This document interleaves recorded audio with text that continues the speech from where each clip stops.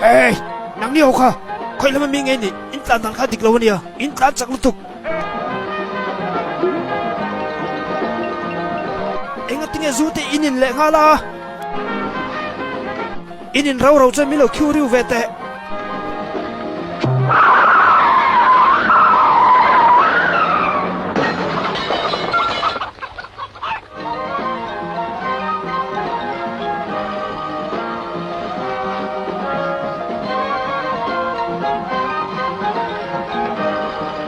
Mong có than chẳng hỏng ô.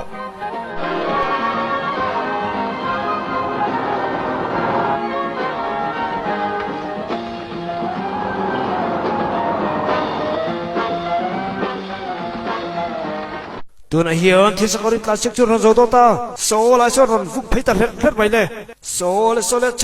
che. Alam dana chun hat bel rek rek na pulo kati. So mai khu chok te pon phalawani so tu persong e pakhat nan yang o karin dan chun ama sa perso champion karing so a champion.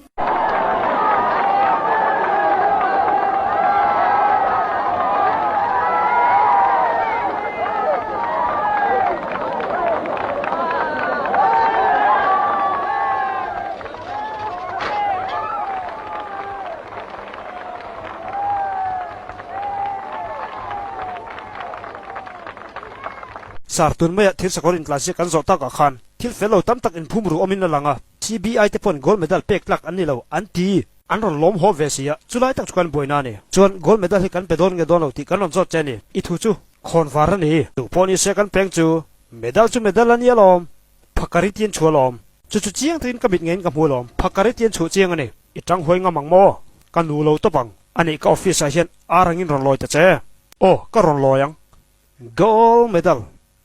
gold medal in donge phakari tien cholom min thik chiang ani he dau tu in lom ma chula ro kha in gold chula ro tun mai in dong tong ai em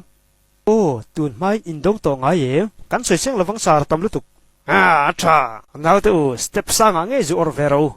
atulo ni la ve gold he ema step sang in dong ve nge turani angai lo gold minga put him chun khovelin ngai sang lom chu mi puim ha nge don tur angai lo ka pu in che bai la tok mai ni la ve mi puim ha nge ora thangai kalru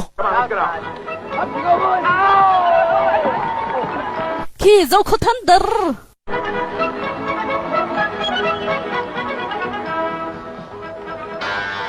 a ching lutuk ka chang ni mai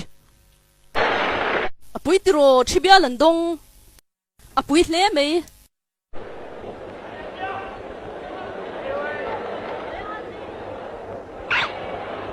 now to gold medal handol hichu aro pui sin ka sai tong khan gold che pon dilo ma se gold minga put him chun khovel hian ngai sang ania thei top kan la chua ze lang sar phaya kala ti rang cheu avalo mom ve chi bai ye choro in e chi si in rim chia choro in por phing si in rim chia yes kamputaya khoyang ka fanuinda